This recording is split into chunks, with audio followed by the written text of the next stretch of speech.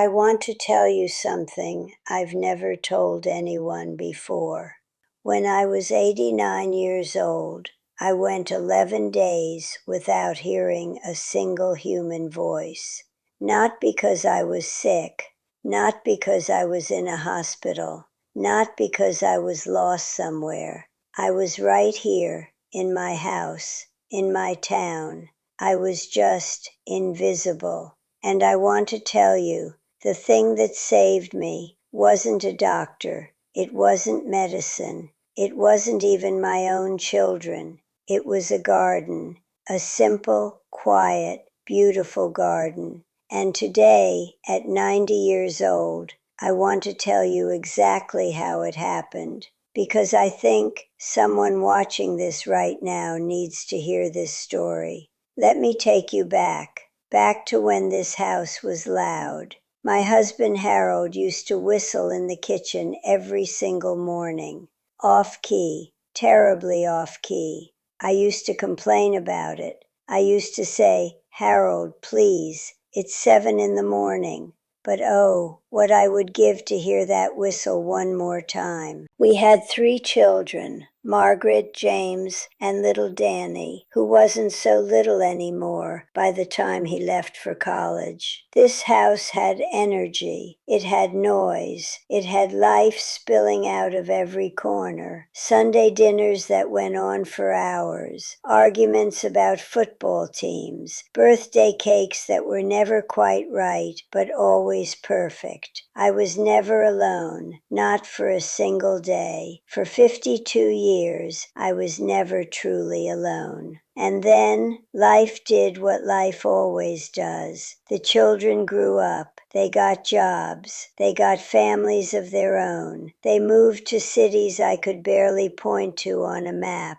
And Harold, my Harold, left me on a Thursday morning in November. Just like that. One day he was whistling in the kitchen, and then silence. Nobody tells you about the silence. When you lose the person you built your whole life around, nobody prepares you for how loud the silence actually is. I would wake up at 6 a.m., just like always, force of habit, and I would lie there, listening, waiting for sounds that were never coming. No whistling, no footsteps, no TV turned up too loud, because Harold could never find his glasses to see the remote properly. Just nothing. I want you to understand something. Loneliness is not just about being alone. That's the thing most people get wrong. Loneliness is when you have something to say and no one to say it to. Loneliness is eating dinner and realizing there's no reason to use the good plates anymore. Loneliness is laughing at something on TV and then turning to share it with someone and finding an empty chair. That's what loneliness is. And I fell into it slowly. So slowly I didn't even notice. The phone calls from the kids got shorter. They were busy. I understood that. They had their own lives. I never wanted to be a burden, so I said I'm fine so many times. I almost started to believe it myself. The neighbors I once knew had moved away or passed on.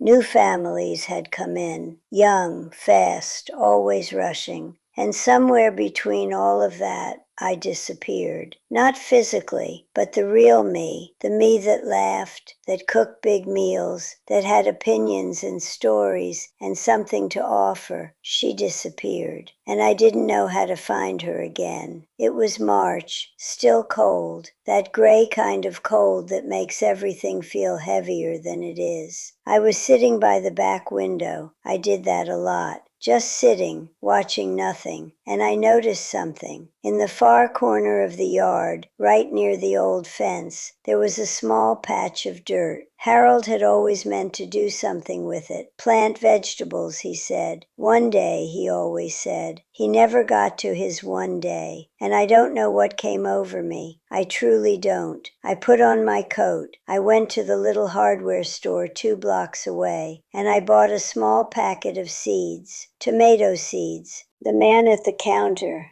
young boy, maybe 25, he looked at me and smiled and said, "These are great. You'll love watching them grow." And I thought to myself, when was the last time someone spoke to me like that? Just normally, like I was a regular person with a regular life. I almost cried right there in that store. I came home. I knelt down in that cold dirt, slowly, carefully. These old knees don't move like they used to. And I planted those seeds. And I whispered something to them. I don't even know why. I said, "Please grow. I need something to take care of." And I went back inside. And for the first time in months, I had a reason to wake up the next morning. Here is what nobody tells you about gardens. They don't just grow plants, they grow connections. About 3 weeks after I planted those seeds, little green shoots started coming up, tiny, fragile, reaching for the sun. I started going outside every morning to check on them. Just 5 minutes, then 10, then an hour. And one morning my neighbor,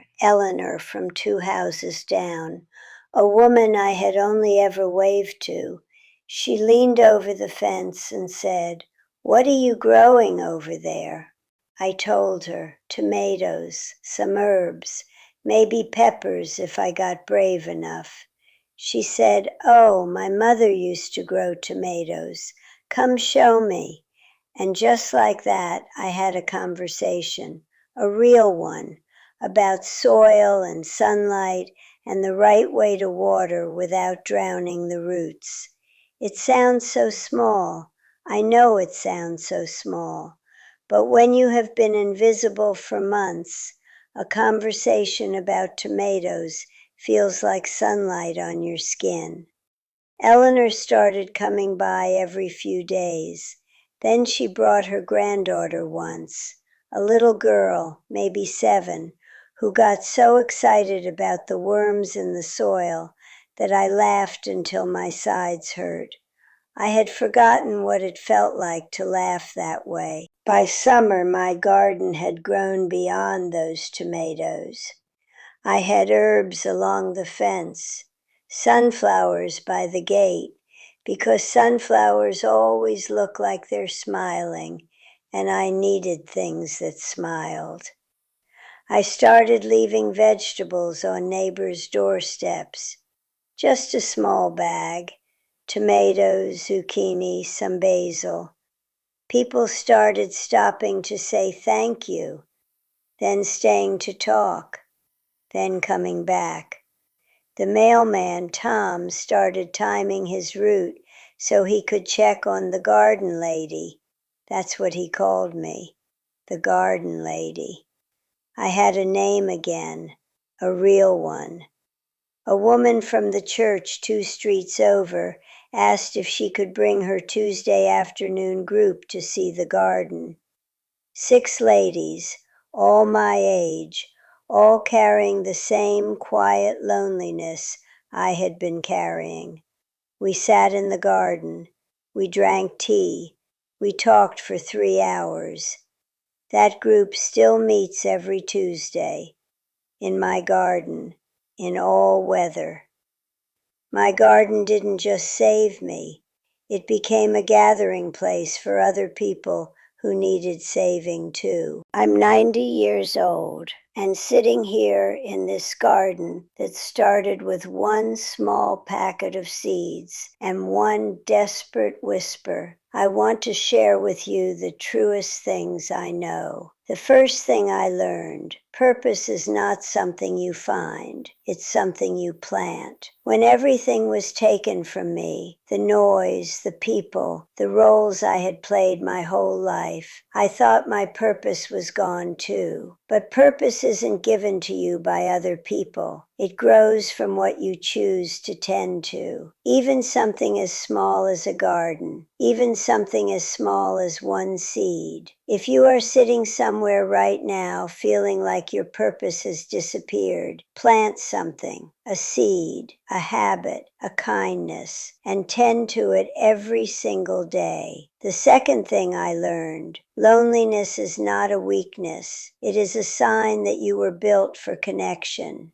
The world will tell you to be independent, to not need people, to be strong enough to stand alone. But I want to tell you, after 90 years, the greatest strength I ever found was in reaching over a fence and starting a conversation. Don't be too proud to reach. Don't be too afraid to begin. The third thing I learned: give what you have, even when you think you have nothing. I gave tomatoes, that's all. Simple, ordinary tomatoes. And it built me a community. It brought people to my door. It gave me back my sense of being useful, which I believe is one of the deepest human needs there is. You have something to give, I promise you, even if it feels like nothing. The fourth thing I learned: grief does not end, but life continues to grow around it. I still miss Harold every single day. I still reach for him in the morning sometimes. I still hear his terrible whistling in quiet moments, and that is okay. That grief is proof of a love that was real and full and beautiful. But life,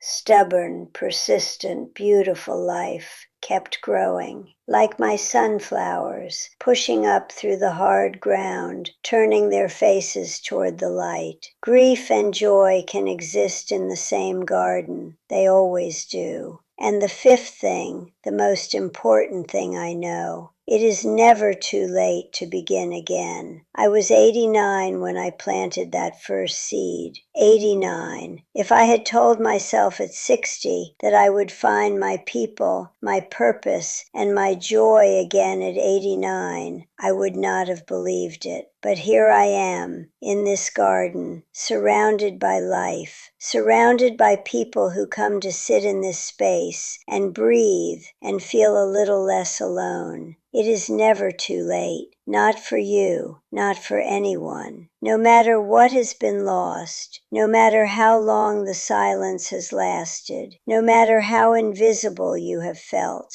you can still plant something, and it will grow. I want you to know something before I go. If you made it this far, to the end of an old woman's story, then I don't think it was by accident. I think something in you recognized something in this story. Maybe you're lonely right now.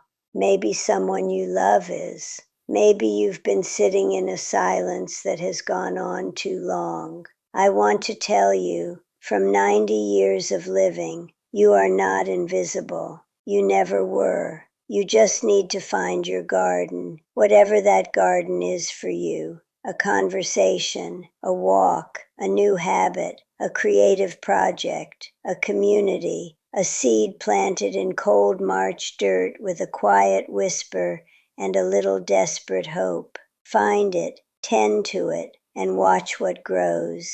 I love you all. Take care of each other. And please, take care of the old people in your life. We have more to give than you know. If this story touched your heart, leave a craft in the comments below. And if you know someone who is lonely right now, please share this video with them. It costs you nothing, but it might mean everything to them. Subscribe for more stories of wisdom, life, and the beautiful lessons that only time can teach.